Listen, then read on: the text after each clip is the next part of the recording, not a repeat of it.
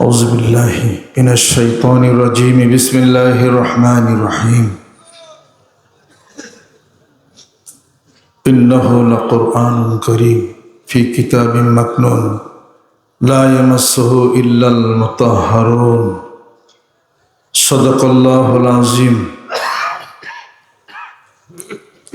মহান মাবুদের দরবারে কালিমাতুশ শুকর আদায় করি যেই মহান রব্বুল আলামিন এই বিশাল জামাতে শরীক হয়ে ফজরের নামাজ পড়ার তৌফিক এনায়েত করলেন, আলহামদুলিল্লাহ।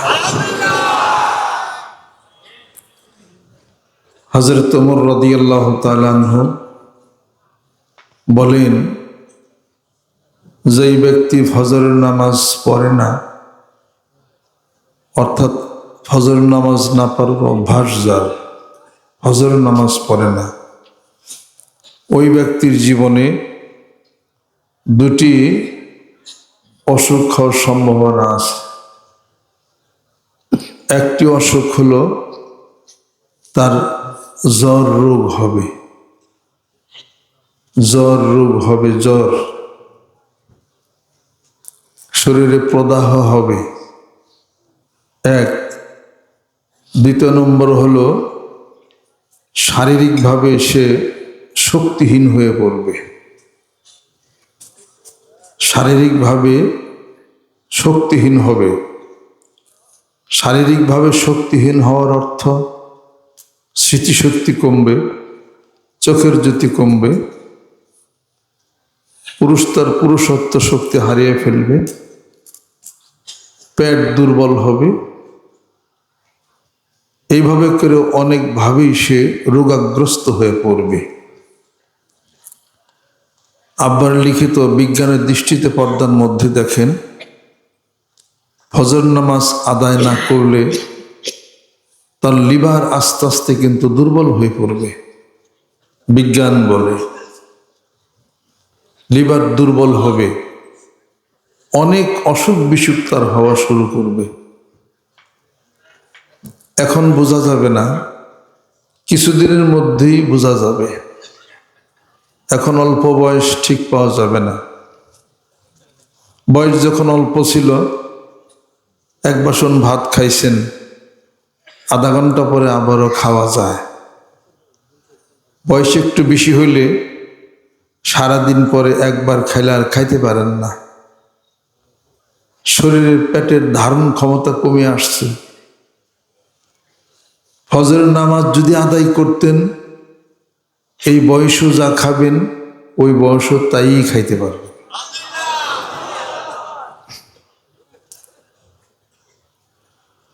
আল্লাহ পাক রহমত করছেন, ফজরের নামাজ পড়ার শক্তি, তকত, মন, হৃদয় দিছেন, আলহামদুলিল্লাহ।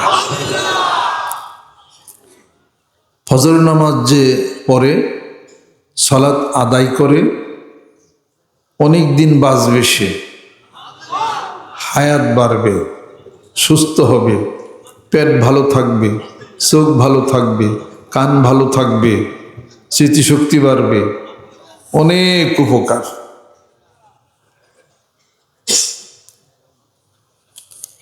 নামাজ পড়ে, ফজর নামাজ পড়ে যদি কিছু খান, অনেকে বলেন যে কিছুইতে নাই, খাবো কি? বাংলাদেশে পানির তো অভাব নাই, পানি খাইবেন, ওটাও তো খাওয়া। Water is the best medicine. পানি হলো একটা উৎকৃষ্ট একটি হলো ঔষধ। পানির মধ্যে কি থাকে? বৃহৎ শক্তি থাকে। পানির মধ্যে ক্ষুদ্র ক্ষুদ্র যে অংশ থাকে, মলিকিউল, দুই হাত দিয়ে গ্লাস ধরেন, এক হাত নেগেটিভ, আরেক হাত হলো পজিটিভ। নেগেটিভ পজিটিভ একসাথে যখন হবে, এই গ্লাসের পানির মধ্যে ভাইব্রেশন হবে। ভাইব্রেশন হলেই মলিকিউলগুলি আরো ভাঙা শুরু করবে, এবং 3 ঢুকে পানি খাবেন, শুধু তাই না, হাদিস শরীফের মধ্যে ইরশাদ হচ্ছে, আল্লাহ নবী সাল্লাল্লাহু আলাইহি ওয়াসাল্লাম ইরশাদ করেন, ছোট বাচ্চা সন্তান যেভাবে মায়ের বুকের দুধ সে চুষা চুষা খায়, তোমরাও পানিকে, জলীয় পদার্থ এগুলোকে ওইভাবে করে তোমরা চুষা খাবে। সমস্ত বিজ্ঞানের বিজ্ঞানী কে? না না না, মুহাম্মদ সাল্লাল্লাহু আলাইহি সাল্লাম। ইয়াসিন ওয়াল কুরআনিল হাকিম ইন্নাকা লামিনাল মুরসালিন। বিজ্ঞানময় কোরআনের শপথ করে বলছি, আপনি রসুলদের মধ্য থেকে একজন রসুল।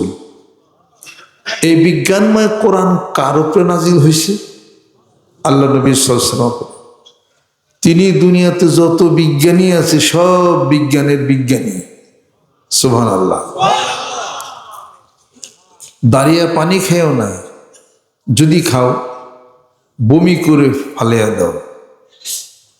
বিজ্ঞান আবিষ্কার করছেন মহানবী সাল্লাল্লাহু আলাইহি সাল্লাম 1400 বছর আগে। কি করে জানলেন? ইসলাম মাল হাদিস শরীফ মানলে বিজ্ঞান মানা হবে, কোরআন মানলে বিজ্ঞান মানা হবে, স্বাস্থ্য রক্ষা হবে। আজকে হাদিস শরীফ হাতে নাই, কোরআন শরীফ হাতে নাই, বিজ্ঞানের পৃষ্ঠা খুলি, বিজ্ঞান সব তথ্য কি সত্য তথ্য দেয়? বিজ্ঞান বর্তমানে যা দেখে সেটা বলে, সামনের তথ্য বিজ্ঞান দিতে পারে না। বিজ্ঞানের সব তথ্যই ঠিক না। বিজ্ঞানের তথ্যগুলি হলো ডিরাইভ নলেজ,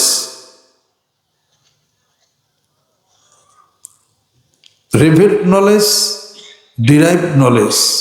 বিজ্ঞানের তথ্যগুলি হলো ডিরাইভড নলেজ, সংগৃহীত জ্ঞান, রিসার্চে যা পাইছে। আর কোরআন এবং হাদিস শরীফ, আল্লাহ নবী সাল্লাল্লাহু আলাইহি সাল্লামের এই হাদিস শরীফ, আল্লাহর এই কোরআন শরীফ, এটা হলো রিভিলড নলেজ, স্বর্গীয় জ্ঞান, আকাশবাণী, ওহীর বাণী। সুবহানাল্লাহ। আল ওয়াহয়ু হুয়া কালামুল্লাহ আল মুনাজ্জালু আলা আম্বিয়াইহি। ওহীর জ্ঞানের মধ্যে, আল্লাহ প্রদত্ত জ্ঞানের মধ্যে কোনো ভুল নাই। এই জ্ঞান থেকে মানুষ দূরে যখন যাবে, অজ্ঞানের মধ্যে পড়ে যাবে, বিশৃঙ্খলার মধ্যে পড়ে যাবে, ভুলের মধ্যে পড়ে যাবে, সন্দেহের মধ্যে পড়ে যাবে। বিজ্ঞান বলেছে পৃথিবী স্থির, সূর্য ঘুরে। আরেক বিজ্ঞানী বলে পৃথিবী ঘুরে, সূর্য স্থির থাকে, তাই না? আরেক বিজ্ঞানী বলে পৃথিবী সূর্য যাই ঘুরে, কেন ঘুরে, ঘোরার কারণ কি? বিজ্ঞানী আইনস্টাইন বলতেছে এই ঘোরার কারণ হলো তাদের সুবিধার কারণের জন্য তারা ঘুরে। বিজ্ঞানী নিউটন বলতেছে এই ঘোরার কারণ হলো সূর্য, সূর্যের আকর্ষণের কারণে এগুলো ঘুরে। এই ঘোরার যে বিন্যস্ততা, এটাকে বলা হয় সাইক্লিক অর্ডার। তার নিজস্ব বলয়ে কক্ষপথে সে নিয়মতান্ত্রিকতার সাথে যে ঘুরে, বিশৃঙ্খলা হয় না, এটা নাম হলো সাইক্লিক অর্ডার। আল্লাহ বলেন সাইক্লিক অর্ডার কোনো একদিন ডিসঅর্ডার হয়ে যাবে। অসুইরাতিল জিবালু ফাকানা সারাবা, এগুলো সব চূর্ণ বিচূর্ণ হয়ে মরীচিকার মতো হয়ে যাবে সব। এই সাইক্লিক অর্ডার ডিসঅর্ডার হবে কিনা মাঝে মাঝে আমি কিছু নমুনা দেখাই। কত সালে জানি একবার স্কাইলাপ পড়তেছিল আকাশ থেকে।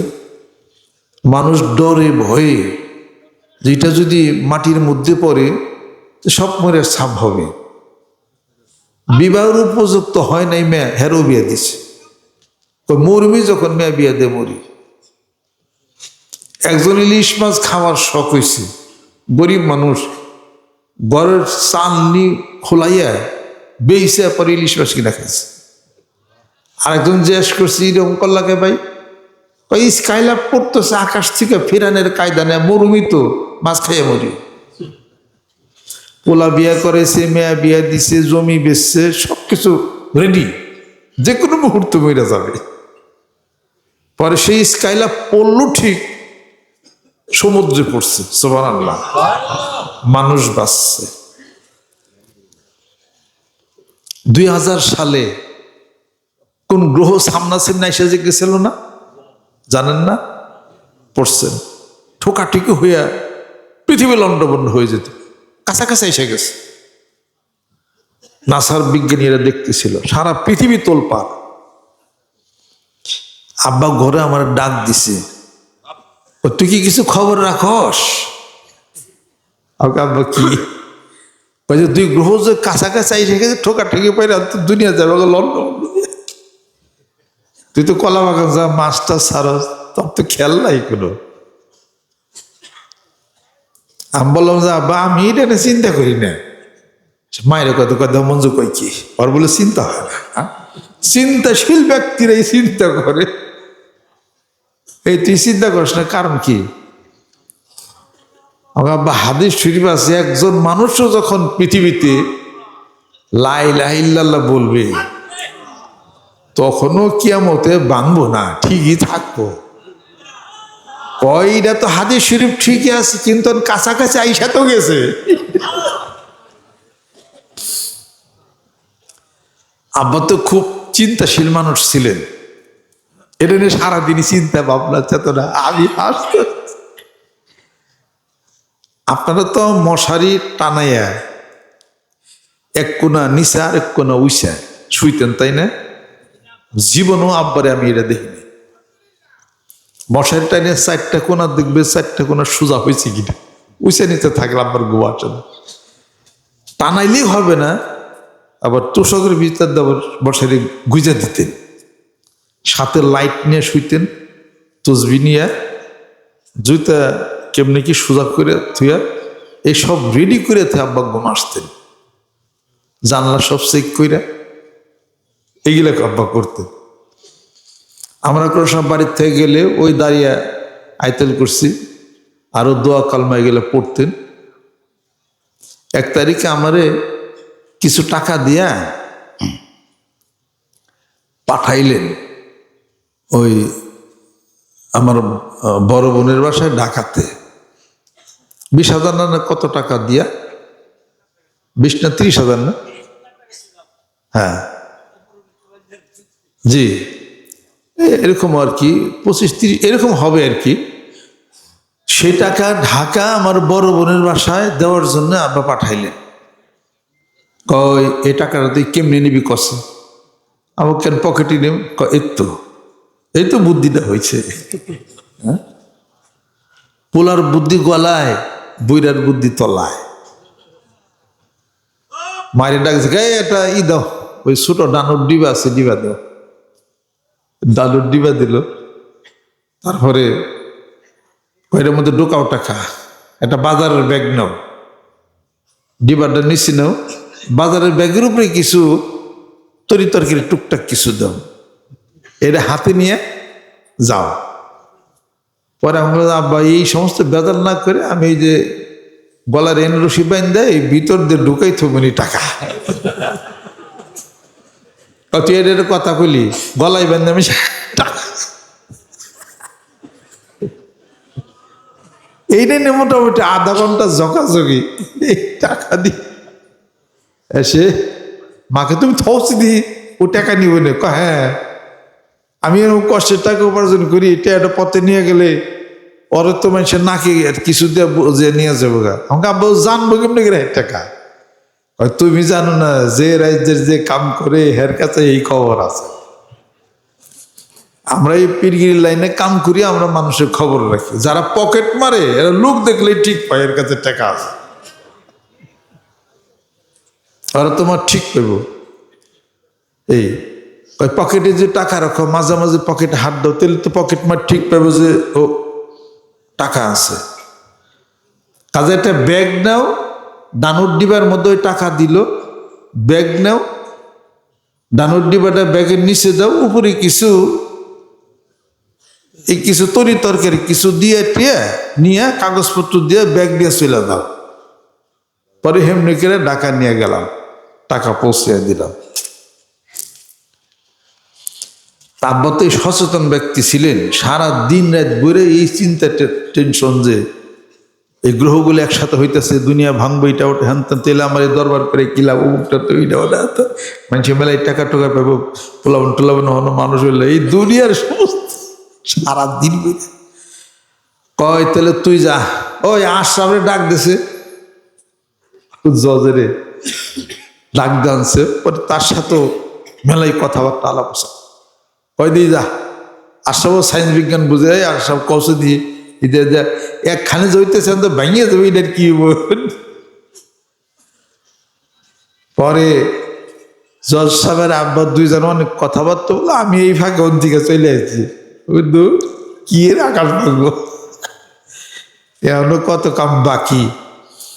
পরে আব্বা বললেন কি, কয় কিছু না হইলো তোমাকে কিছু হইব। কথা বুঝছেন? কিছু না হইলো তোমাদের কিছু হইতে পারে। এই কথাটা তো খুব ওজনের কথা। এটা নিয়ে আমার তো মাথায় ঘুরপাক খাইতেছে। কিছু না হলে আমাকে আবার কি হইব? সারা দেশ যদি ভালো থাকে, আমাকে এই ঠোকাঠুকির মধ্যে আমরা বেড়ে মরুম নাকি? তাহলে এই কথার অর্থই হলো, এই 2000 সালের মে মাসে আব্বা দুনিয়ার থেকে বিদায় হয়ে গেলেন।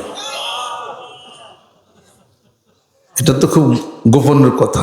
কিছু না হলো তোমাদের কিছু হবে।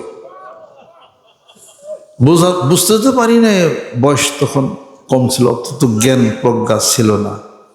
তাই আমরা আলাপ আলোচনা করি, আব্বা তো এই কথা বলছিলেন। এই কথার অর্থ এতদিনে আসলে বোঝা যায় না, এতদিনে বোঝা যায়। তাই বাসার থেকে কোথাও গেল কয় বলতো যে কাছাকাছি থাকো, সময় খুব পাইবে না। এই কথা আমি হাসতাম। এই পরে বললাম যে আব্বা কিসের সময়? একটা মানুষ কি সময় বেশি দিন থাকে দুনিয়াতে? তাহলে কি আপনার কথা বোঝাইবার চান? অনেক দিন হায়াত, অনেক দিন বাঁচবে না। কাছাকাছি থাকো, সময় বেশি পাইবে না। পরে 4 দিনের প্রোগ্রামে গেলাম আমি ফরিদপুর, হারেজ মাস্টার বাড়ি। ওদিন প্রথম মাহফিল আমার। শেষে আব্বা বললেন কি যে 4 দিন এত প্রোগ্রাম কি ফরিদপুর, রবিবারের মধ্যে চলে আসো বাসা। পরে সেদিন রবিবারই ছিল। পরে রাত্রিতে আমি খাইতে বসছি, সালাউদ্দিন যা খবর বলতেছে আমাকে, তাড়াতাড়ি বাসায় যান, আব্বাকে যে পান কিনা পান আপনি। এই কথাটা আব্বা গিয়ে বলছিলেন যে এত প্রোগ্রাম রাখছো, কম রাখলে হয় না? রবিবার মধ্যে অবশ্য বাসায় ছিল। কোন এক সময় আব্বা আমাকে তরিকতের কাজের জন্য বেশি উদ্বুদ্ধ করতেন, যাওয়ার জন্য বলতেন। কিন্তু আব্বা দুনিয়ার থেকে চলে যাওয়ার খালি বলতো যে ঘরে থাক, আমার কাছে থাক। এই জিনিসগুলো বুঝানো। এই পারিবারিক একটা কথা আব্বা বলছিলেন, জ্ঞানে ধরা নাই। কয় দরবারটা এটা আমি দানপত্র করলাম না, রেজিস্ট্রি করলাম। পিতা সন্তানকে দেয় দানপত্র, দলিল করে দিলেই হয়। আমি দলিলটাকে শক্ত পুক্ত করার জন্য 7 লক্ষ টাকা ব্যয় করে তোমার নামে রেজিস্ট্রি করলাম। কেন বুঝো? হইতে পারে যদি আমার নামে থাকে, তাহলে আমার এই সন্তানেরা যার যার মতো একটা করে ঘর উঠাইতে পারে। এই জন্য তোমার নামে আমি রেজিস্ট্রি করলাম। বইলেই গেলেন আল্লাহ। দলিল সম্পাদন হইল, আবার স্বাক্ষর দিলেন, টিপসই দিলেন। এই দলিলের পৃষ্ঠা আবার অনেকটি, এত স্বাক্ষর দিতে পারেন নাই। টিপসই দিচ্ছেন হাবিবুর মোহরে, যে আজমত এখনো বাসা আছে। আমি তো বাসায় আসছিলাম না, আমি তো আসছিলাম ফরিদপুর। যেদিন রেজিস্ট্রি করবেন ওদিন রাত্রিতে আব্বা চলে গেলেন। পরবর্তী ক্ষেত্রে মা ভাই বোন সবাই মিলে সাব রেজিস্ট্রার কমিশন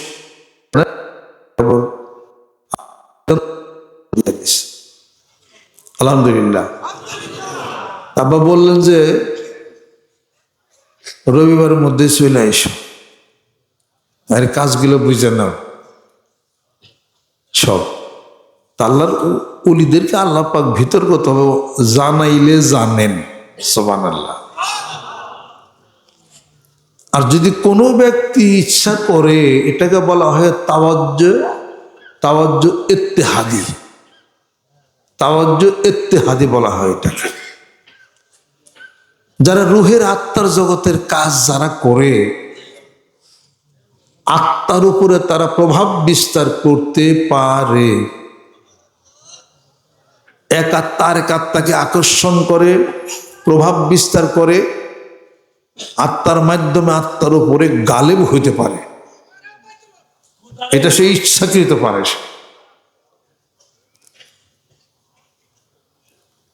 ছোট্ট একটা ঘটনা বলি। সুনামউদ্দিন হেডমাস্টার, প্রথম জীবনের আব্বার মুরিদ, দুধগাটা। ওনার ছেলে বোধহয় আছে এখানে, দেখা করছে আমার সাথে। সুনামউদ্দিন হেডমাস্টার, ওনার বাড়িতে লজিং থাকতো আমার ভাই, ফুয়াতো ভাই গোলাপ ভাই।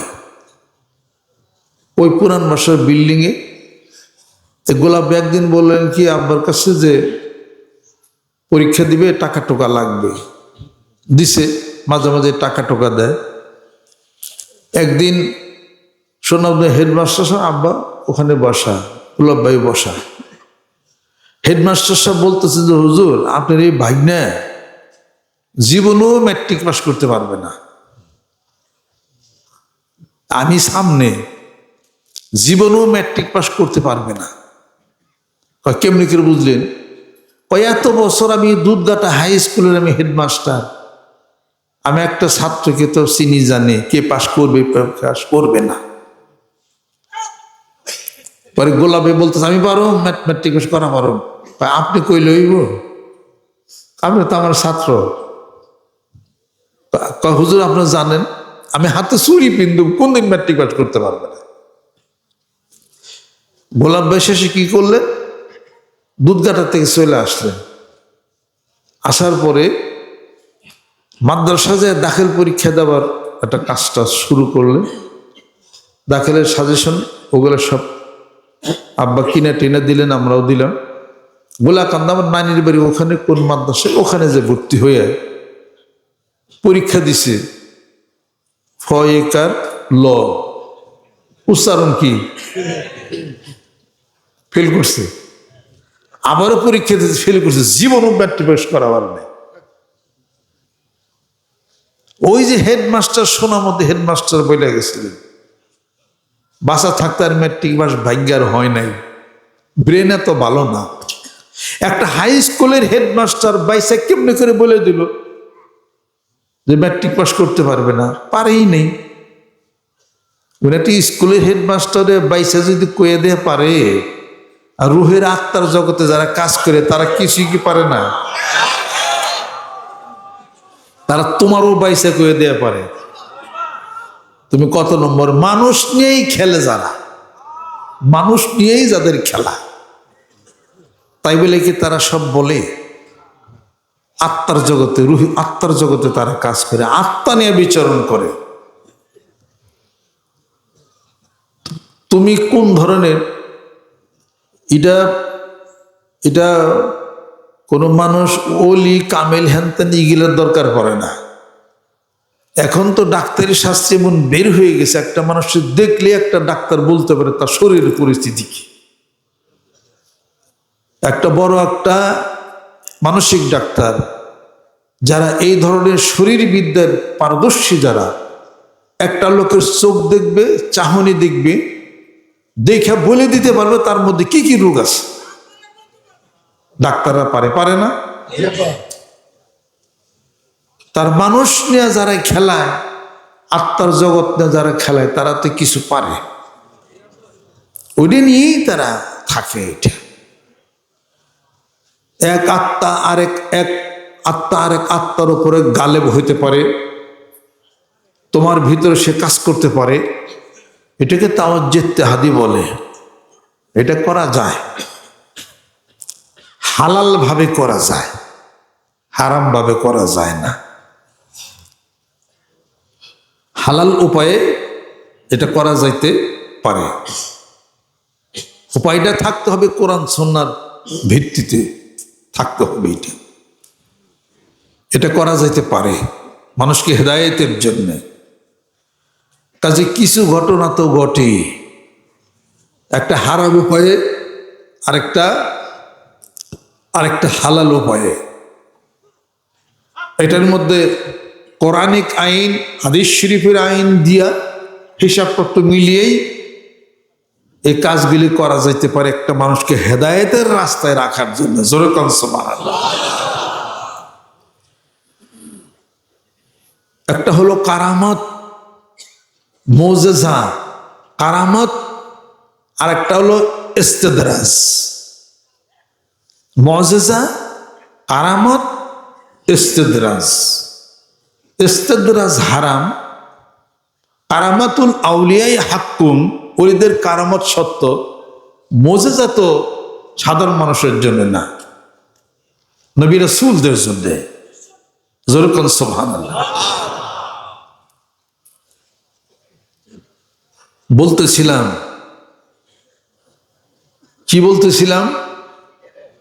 যে বিজ্ঞানীদের থিওরি ভুল হয়ে যায়। কেউ বলে সূর্য স্থির, পৃথিবী ঘুরে, পৃথিবী স্থির, সূর্য ঘুরে। কেউ বলে নিজেদের সুবিধার কারণের জন্যই ঘুরে।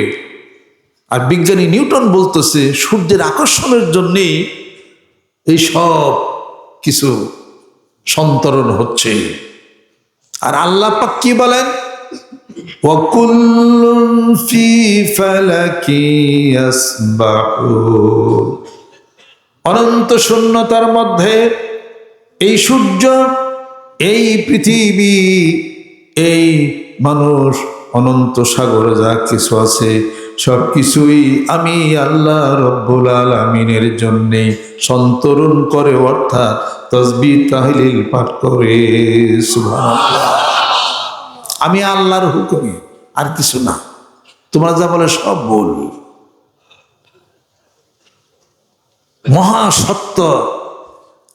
মহাসত্য বাণী আল কোরআন আল কারীমের মধ্যে আল্লাহ পাক সব বর্ণনা করেছেন। জোরে কোন সুবহানাল্লাহ। এই কোরআনুল কারীম ছিল কোথায় ছিল? বাল হুয়া কুরআনুম মাজিদুন ফি লাওহিম মাহফুজ।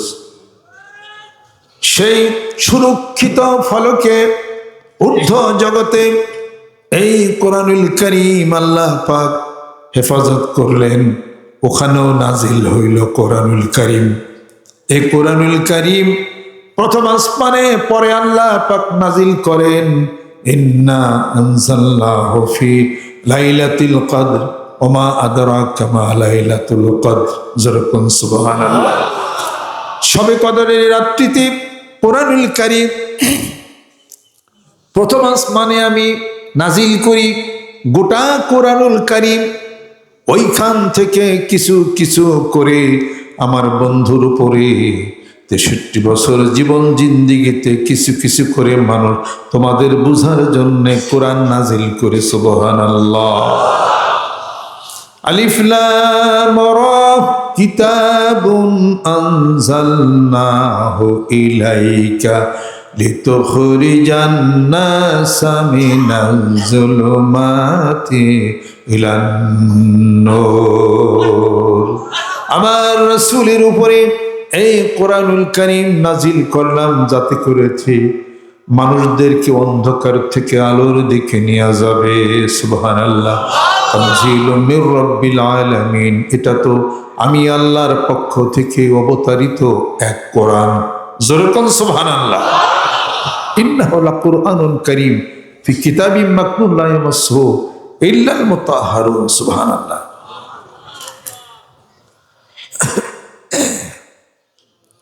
কোরআন যারা মানেন সুস্থ তারা হইবেন। সুবহানাল্লাহ। কোরআন মানা যাবে, যারা সুস্থ হইতে চান কোরআন তেলাওয়াত করেন। আল্লাহু আকবার। যারা বেশি দিন বাঁচতে চান কোরআন তেলাওয়াত করেন। সুবহানাল্লাহ। যারা পেট ভালো রাখতে চান কোরআন তেলাওয়াত করেন, সিয়াম তেলাওয়াত করেন। চোখের যদি বাড়াইতে চান কোরআন তেলাওয়াত করেন। হাত্তামান। চোখের যদি বাড়াইতে চান কোরআন তেলাওয়াত করেন। চোখের যদি বাড়াইতে চান পিতামাতার দিকে সম্মান শ্রদ্ধার নজরে তাকান। চোখের যদি বাড়াইতে চান আলেম ব্যক্তির দিকে তাকাইয়া থাকেন। চোখের যদি বাড়াইতে চান বুজুর্গ ব্যক্তির দিকে তাকাইয়া থাকেন। চোখের যদি বাড়াইতে চান আপনার সন্তান আছে তাদের দিকে তাকাইয়া থাকেন। চোখের যদি বাড়াইতে চান স্ত্রীর দিকে মহব্বত ভালোবাসা প্রেমের নজরে তাকান। চোখের যদি বাড়াইতে চান সবুজ শ্যামলিমা এই ক্ষেত আছে এগুলোর দিকে তাকান। চোখের যদি বাড়াইতে চান উন্মুক্ত আকাশের দিকে তাকান। চোখের যদি বাড়াইতে চান আল্লাহর ঘরের দিকে তাকান। জোরে কোন সুবহানাল্লাহ। চোখের যদি বাড়াইতে চান সুরমা চোখে লাগান। সুবহানাল্লাহ। চোখের যদি বাড়াইতে চান ডালিম বাইঙ্গা চোখে দেন। অনেকে মনে করে যাবে এমনি গেছি। ডালিম আছে না বেদানা, একটা দানা বাইঙ্গা এই চোখে দেন আর এই চোখে দেন। চোখের যদি বাড়াইতে চান মধু চোখে দেন। চোখের যদি বাড়াইতে চান মারহাবান ইয়া হাবিবি ওয়া কুররাতু আইনি বলে চোখে ফু দেন। চোখের যদি বাড়াইতে চান লা ইউসাদ্দুন আনহা ওয়া লা ইউনজিফুন পরে ফু দেন। চোখের যদি বাড়াইতে চান আবিল হক আনজালনা বিল হক নাযার আমার সাল্লাল্লাহু ইল্লা মুবাশশিরা ওয়া নাযীরা পরে চোখে ফু দেন। সুবহানাল্লাহ। চোখ ভালো রাখতে চান স্বচ্ছ পাত্রের মধ্যে পানি নিয়ে ওই পানির মধ্যে চোখটা ডুবাইয়া মাথাটা ডুবাইয়া তাকিয়া থাকেন আর চোখ ডাইনে বামে ঘোরান। সুরকন সুবহানাল্লাহ। ঠিক আছে। চোখের যদি বাড়াইতে চান একটু মধু খান। চোখের যদি বাড়াইতে চান রাত্রিতে কম খান। রাত্রিতে বেশি গেলে চোখ নাক কান শেষ।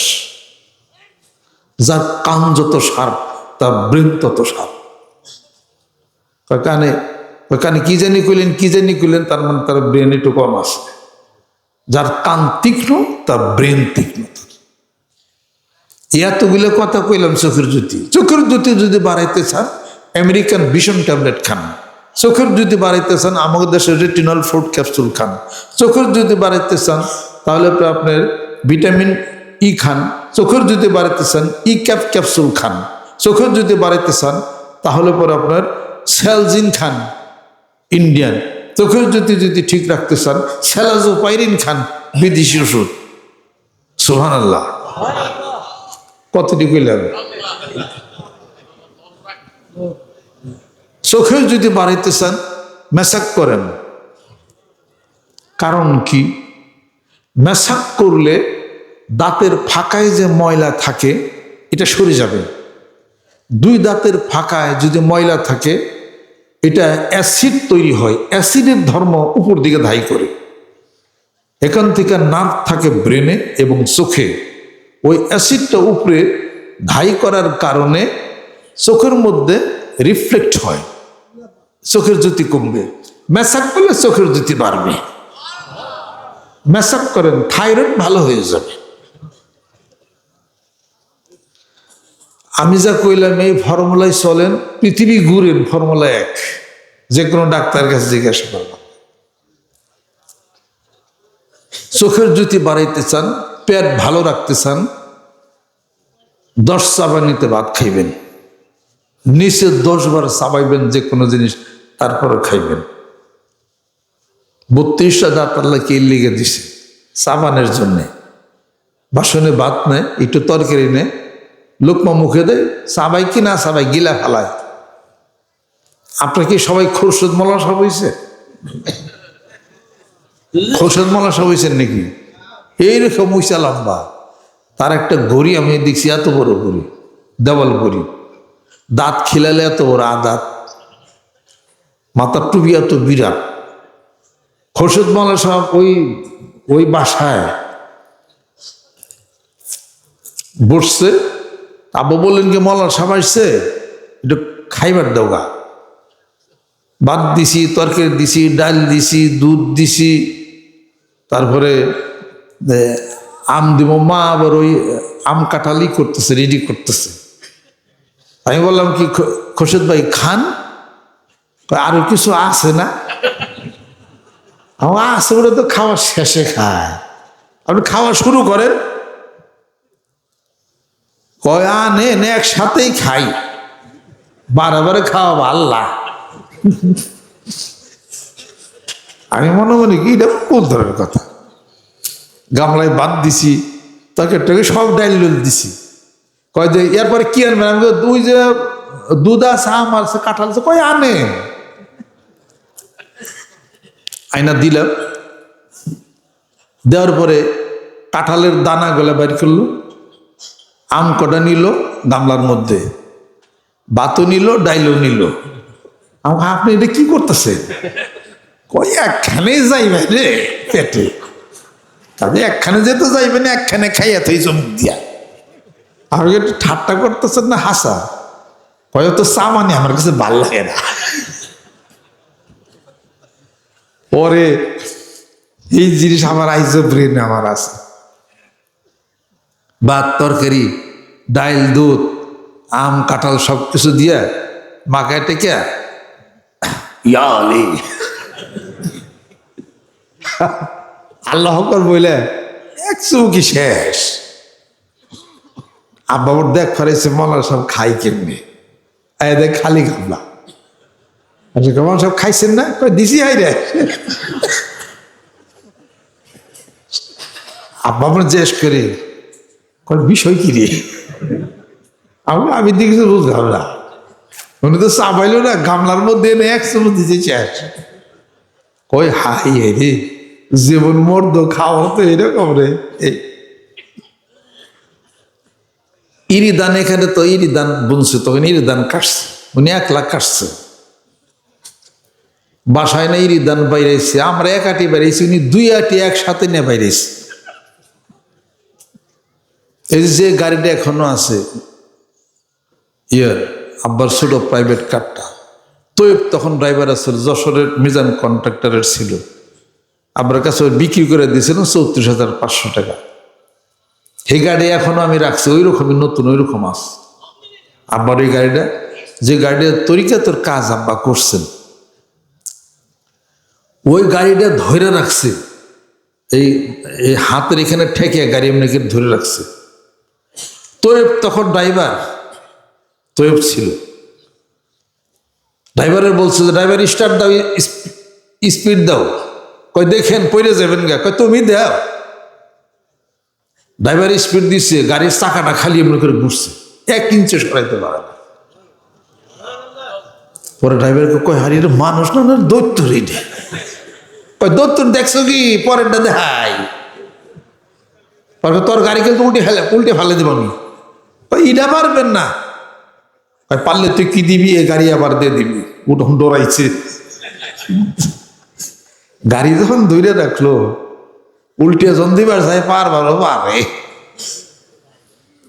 পরে গামছানি বাজিয়া নিচের থেকে হাত ধরে গাড়ি 2 থেকে 2.5 হাত উঁচা করে দিস। বুঝিস ফালাই দিলাম কিন্তু। কয় বাপ চাই, এটা আমার মালিকের গাড়ি। পরে ছাইরা দিছে। আমি খোরশেদ ভাই হাসাই কি পারতেন না? কই করে ব্যাপারই নাই রে আমার কাছে। আমরা 6 জনে দৌড়ছি একটা দড়ি এক মোড়ে, 6 জন মানুষে দৌড়ছে। আর খোরশেদ ভাই, খোরশেদ মোল্লা সাহেব একা ধরছে, আমরা টাইনা 1 ইঞ্চও নিতে পারিনি। পরে বলছে যে ধরেন আপনারা, আমরা ধরলাম, নারে তাকবীর, নারে তাকবীর করে একটা টান দিল, পানির মতো চলে গেল। বাসই পাইল না আমাকে। তার জুতা অর্ডার দিয়ে বানাইতো, কালা এক ড্রেস পরতো, এই জুতায়, এই বাবরি, এই মোষ। ওই এলাকার কুত্তে মুতার লাঠি লাগতো না, হেরে দেখে কুত্তে এমনি ডরাইতো। ওই জীবনে কয় কুত্তে নাতি না মেরে আলাইছি, খাবলা দিয়ে বাড়াইছে এই ভুট জুতা। একটা করে লাগতে যদি ঘেউ কে শব্দ করতে চেয়ার।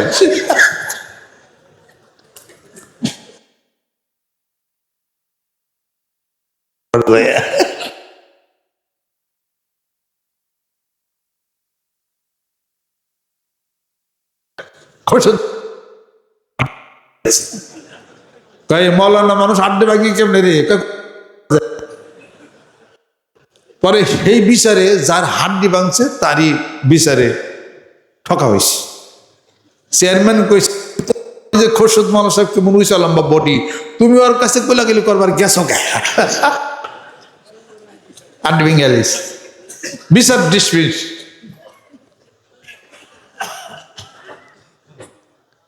ট্রাকের পিছনে করে তারে সন্দেহে, ওই যে সন্দেহে তারে, মৌলানা মানুষ তো, ট্রাকের পিছে করে নে তারে বাইন্দা টানছিল, তাও মরে নাই। সকালবেলা 5টা ডাব, 22টা পরোটা আর 20টা ডিম নাস্তা করতো খোরশেদ মাওলানা সাহেব, বুঝছেন? দৈনিক আধা পোয়া করে তেল মাথার চুলের মধ্যে দিত। তার ফটো আমার কাছে আছে, রাইখা দিচ্ছে যত্ন করে। এই জুয়েন কালে তো দেন নাই আপনারা, কি অবস্থা! হাডুডু খেলা, কাবাডি খেলা, সব খেলায় ফার্স্ট। যাই হোক আর কি, সেই আপনার কি খোরশেদ মাওলানা সাহেব হইবেন? চাবিয়ে খায়েন। উনি জীবনে কোনোদিন এই সুবেরি, কাটা সুবেরিতে পান খান। আনাম সুবেরি নিছে, চাবাদ দিছে, সুবেরি ভেঙে গেছে। 1 তারিখে আমার কয় কি এক বিপদে বললাম, বয়স তো বেশি হয়ে গেছে, আমি ঠিক পাই নাই, ভিতরে সুবেরি দিয়ে চাপানি দিছি, সুবেরিও ভাঙছে, হাতে দাঁতও ভেঙে গেছে। আমি যে কি করলেন? খেয়াল করলাম এই সুবেরি এত শক্ত লাগে কাইডা, সুবেরির সাথে দাঁত চাপান খেয়ে আলাইলাম। কি চল না, কয় দূর হজম হয়ে গেছে গায়েটা। 1 তারিখে খাবার অনুষ্ঠান, একজন কয় এত খাইবার পারেন আপনি? দুধ আর আনারস একসাথে খেয়ে পারবেন, বিষয় কি জানি কইল, কি কয় আনো দুধ। 1 কেজি দুধ আনছে, একটা আনারস দিছে, মাখাইছে, একদম নীল হয়ে গেছে। কয় দেখ বিষ। কয় মরলে ফেলে আমরা দায়ী না, কয় মরলে খোরশেদ আলম দায়ী, যা চিন্তা করিস না। ব্যক্তিতে বয় বইছে, 1 চুমুদা খায় ফেলাইছে। আধা ঘন্টা পরে কয় এখনো তো বাঁচা আছে, মরিত নাই, খায় আইটে গেছে। কয় আপনি তো মরলেন না। আমি মরুম কেন? আমার পেটে যে হজম শক্তি আছে, তোর বিষেরই হজম করে ফেলাইছে।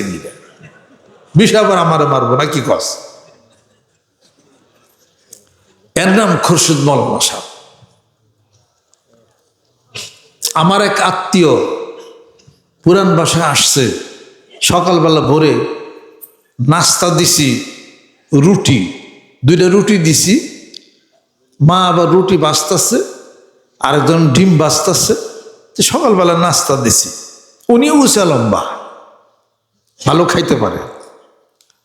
রুটি দিয়া ডিম বাজি আনতে গেছি, যাই দিয়ে রুটি শেষ।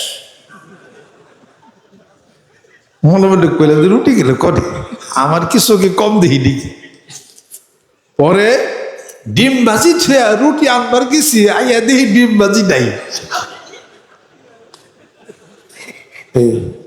আমার তাহলে রুটি নাই, রুটির কি হইলো? পরে আবার ফিরে রুটি আনবার গেছি, রুটি আনিয়ে থুইয়া তরকারি আনবার গেছি, হে রুটি নাই। আমার রুটি নাই কেন এর থেকে? রুটি নিব কারা? আপনি খাইবার দিচ্ছেন না আমারে? আমাকে হ। তো খাইবার দিচ্ছেন, খাইতেছি, একসাথে খাওয়া নেবো তার মানে আছে নাকি? আপনি রুটি আনি, ডিম নাই, ডিম আনি, রুটি দেয় দেয়, কয় একখানে যাইব আনেন।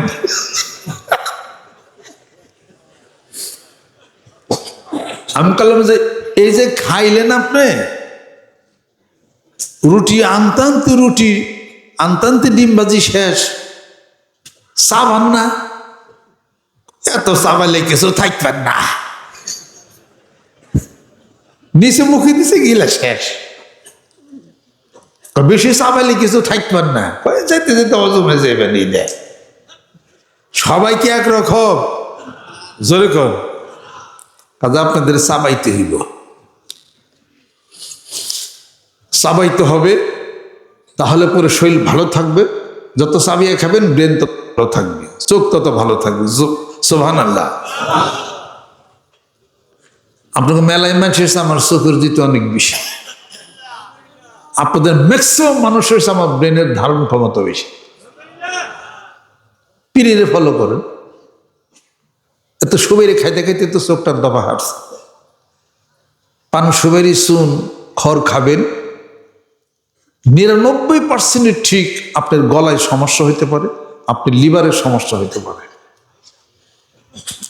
পান খাইবেন ঠিক, গিলবেন না, সেফটি গিলবেন না, ডুব গিলবেন না, ফালাইয়ে দিবেন। প্রশ্ন, ফালাইয়ে দিলেন এটা কি জায়েজ? ফালাইয়ে দিলেন পান, এটা কি জায়েজ? পান তো একটা খাবার, সুবের তো একটা খাবার, সুবের তো একটা খাবার, খড় একটা খাবার, চূর্ণ তো একটা খাবার, ব্যবহারের পদ্ধতি ভিন্ন। আপনি যে ফালাইয়ে দিলেন, মানুষে পাড়াইলো, এটা আপনারা শিখাইছে কেন? পান খাইবেন তো খাইবেন, খাইয়া গিলিয়ে হালাইবেন, সেই পদ্ধতিতে খান। পান ফার্স্ট ক্লাস একটা খাবার, পান নেন, সাথে এলাচি, দারচিনি, লবঙ্গ, গোলমরিচ, এই কটা নিবেন। চুন, সুপারি, খড় নেওয়া নিষেধ। এই পান চাবিয়া যদি খান, ডায়াবেটিস কম থাকবে, ভিটামিন সির অভাব পূরণ হবে, পাইলস রোগ সাইরা যাবে। আর ওই পদ্ধতির যে পদ্ধতিতে আপনারা পান খান, গলায় ক্যান্সার হতে পারে, পেটে ছোট ছোট টিউমার হতে পারে, চোখের জ্যোতি কমবে, হার্ট চরমভাবে ক্ষতিগ্রস্ত হয়ে যাবে। হার্ট এবার বুঝে পারছি। বেশি বেশি করে পান খান, তেলে খাইবেন না কেন? পদ্ধতি চেঞ্জ করেন। চুনে ক্ষত হয়, নরম জায়গা, গলার ভিতরে অত্যন্ত সেন্সিটিভ নার্ভগুলো আছে, চুন যদি লাগে ক্ষত হয়ে গেছে, ঠিক পাইবেন না। ক্ষত যেখানে হয় সেখানে ব্লাড সার্কুলেশন হয় না, রক্ত চলাচল করে না। ব্লাড সার্কুলেশন না হলে ওখানে ছোট্ট গুটি হয়ে যে ফুলতে পারে, যেখানে ফুলবে গুটির মতো হবে, ওখান থেকে ক্যান্সার হবে। কত রোগী আমার মুরিদদের মধ্যে গলার সমস্যা হয়ে তাদের চিকিৎসা করতেছে। হার্টের রোগ হবে, জর্দা খাইলে এটাতে কোনো ভুল নাই। হার্টকে ভালো রাখতে গেলে, চোখকে ভালো রাখতে গেলে সুপারি এবং জর্দা দুইটাই বাদ দিতে হবে। যারা জর্দার দোকান দিছে তাকে মাথায় বাড়িয়ে রে, এই ইস্তেমা পর্যন্ত খান, জর্দা কিনে টিনে নিয়ে যায়, ওই এক দিবেই আর খায়ের ডার জর্দা। এগুলো যদি হিসাব করে না চলেন, সুস্থ তো থাকবেন না। বেশি দিন বাঁচার দরকার কিনা? বেশি দিন বাঁচতে গেলে নিয়মতান্ত্রিকতার সাথে বাঁচতে হবে। রাজি আছেন? হাত নামান। নিমের ডালার মেসাক করেন, পেস্ট দিয়ে মেসাক করেন। পেস্ট নাই, সরিষার তেল, নুন একসাথে মিশান, মিশিয়া রাত্রিতে শোয়ার আগে দাঁতটা আস্তে করে এদিক দিয়ে মাইজা শুইবেন। কুলি করবেন না, থুতু ফেলে দিবেন।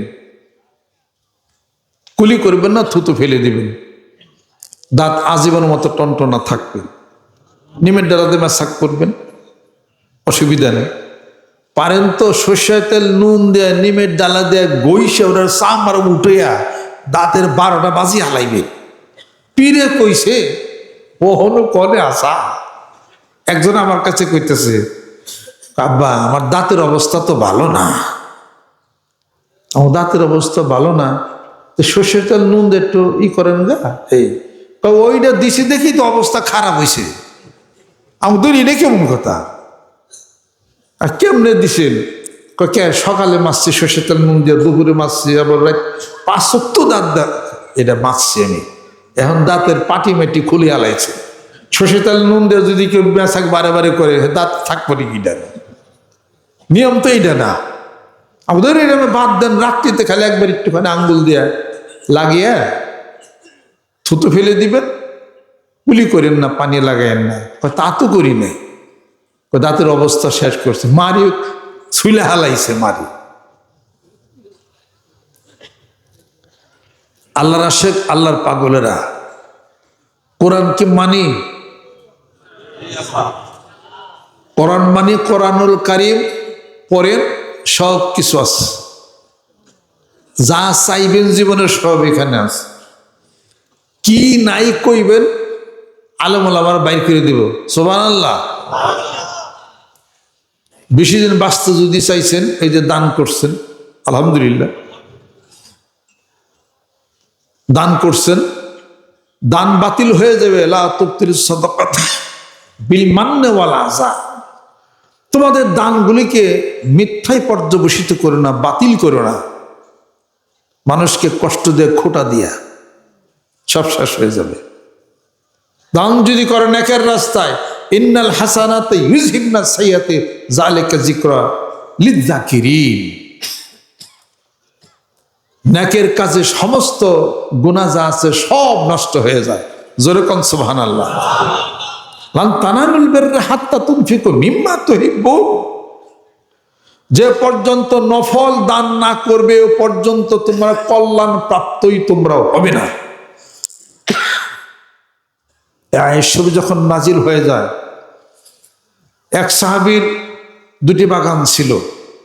ইয়া রাসূলুল্লাহ, বাগান 2টি দিয়া দিলাম আপনাকে। আল্লাহ নবী সাল্লাল্লাহু আলাইহি ওয়াসাল্লাম বলেন, আমি নেই না, একটা তোমার জন্য রাখো, একটা দান করে দাও। একটা নিজের জন্য রাখলো, আর একটা আপন আত্মীয় স্বজনের মধ্যে দান করে দিল। সুবহানাল্লাহ।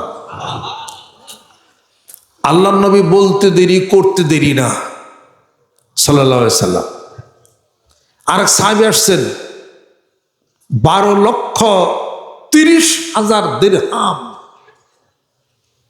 কোরআন শরীফে আয়াত নাজিল হওয়ার পরে, দানের কথা হওয়ার পরে 12,30,000 দিরহাম একটা খেজুরের বাগান তৎকালীন 1,500 বছর আগে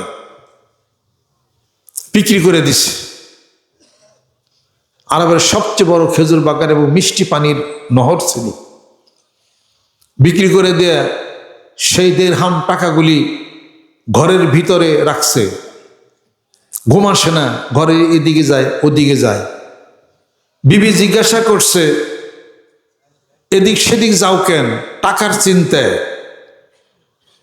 টাকার চিন্তা করি না, কোন সময় ফজর উক্ত হবে সেই চিন্তা করি। ফজরের নামাজটা অথবা কাজা হয়ে যায়। ফজরের নামাজের সময় আমার ভাইরা, দিনী ভাইরা যখন আসবে মসজিদে যখন আসবে, আমি তখন আমার এই টাকাগুলি তাদের কাছে সবাইকে আমি বিলিয়ে দেব। যদি ঘুম আসি, আমার সেটা যদি বাদ হয়ে যায়, কত চিন্তা। ফজর যখন হলো, নামাজের পরে 12,30,000 দিরহাম সবার মধ্যে সব দিয়া দিস। আল্লাহ নবী সাল্লাল্লাহু আলাইহি ওয়াসাল্লাম শুনে এত খুশি হইলেন যে সাহাবী একটা জান্নাত ক্রয় করছে। সুবহানাল্লাহ। বর্তমান হিসাব করছি 30 কোটি টাকা। বর্তমান বাজারে হিসাব করছি আমি 30 কোটি টাকা। 12,30,000 দিরহামে বর্তমান মূল্যে 30 কোটি টাকা। যারা চাইছিল রাসূল তারা পাইছিল রাসূল। আপনি কারে দেন? অমুক মানুষের দেন না, তা তো দেন না। আপনি দিচ্ছেন আল্লাহরে। আল্লাহর কি দরকার? ওটা ঘুরে আপনার কাছে আসবে 10 গুণ হইয়া, 10 গুণ হয়ে আপনার কাছে ফিরবে। এই কথা বিশ্বাস যে করে তার ঠিকই 10 গুণ হবে। জোরে বলেন সুবহানাল্লাহ। বিশ্বাস করেন কে?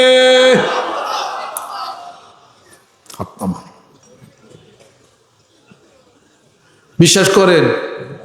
আমি বিশ্বাস করি, আমি পাইছিও। সুবহানাল্লাহ। মন গুনে ধন মিলে। মন রেডি করো, আত্মা রেডি করো, কল্প রেডি করো। কল্প যদি থাকে, আত্মা থাকে ছোট, জিনিস তো 2 কেজি আঁকবো। বড় বানাও, মনে মনে জিনিস আঁকবে। জোরে কোন সুবহানাল্লাহ। এখানে আপনারা আসেন, কায়দা করি কি টাকা নেওয়ার ব্যবস্থা আমরা করি। আমরা লাইন বইলা দিই, যে লাইনে আল্লাহ বইলা দিছে স্মরণ করিয়া দিই। ওই লাইনে চ্যানেলে গেলে ঠিকই সমুদ্রের সাথে, নদীর সাথে যদি খালের সংযোগ থাকে, নদীর পানিও শুকাবে না, খালের পানিও শুকাবে না। সমুদ্রের সাথে যদি নদীর সংযোগ থাকে, সমুদ্র শুকাবে না, নদীও শুকাবে না, খালের পানিও শুকাবে না। জোরে কোন সুবহানাল্লাহ। পুকুরের সংযোগ তার নদীর সাথে নাই, এজন্য পুকুরের পানি থাকে না, পুকুরের পানি শুকাইয়া যায়। কথা ঠিক কিনা? অতএব সমুদ্রের সাথে তোমার সংযোগ করে দাও। মহাসমুদ্রে অফুরন্ত ভান্ডারের মালিক মহান মাবুদের সেই সমুদ্রের সাথে সংযোগ করে দাও, কোনোদিনই ফুরাবে না। আল্লাহ বলেন, অতারযুকু মান তাশাউ বিগাইরি হিসাব। অফুরন্ত দিতে পারি আমার সেই ভান্ডার থেকে তোমাকে। কাজে সমুদ্রের পানি শুকায় না, চলে যা আসে। ইয়া উলিল আলবাব, জ্ঞানীবানদের জন্য এটা হলো নিদর্শন। কুল আরাআইতুম ইন আসবাহা মাউকুম গাওরান ফামান ইয়াতিকুম বিমাইন মাইন। ও নবী বন্ধু, তুমি বলে দাও, এই মহাসমুদ্রের পানিগুলি, জলরাশিগুলি আমি আল্লাহ যদি নিয়ে যাই, কে তাদেরকে আর ফিরিয়ে দিতে পারে? সমুদ্রের পানি যায় না ভাটা, কই যায়? আবার জোয়ার আসে। বলেন তো কোথায় গেল? বলেন তো কোত্থেকে গেল, আসলো? যে আল্লাহ পাক মহা ক্ষমতাশালী এই অফুরন্ত পানি নিয়ে গেলেন, এই 3-4 ঘন্টার জন্য নিয়ে গেলেন।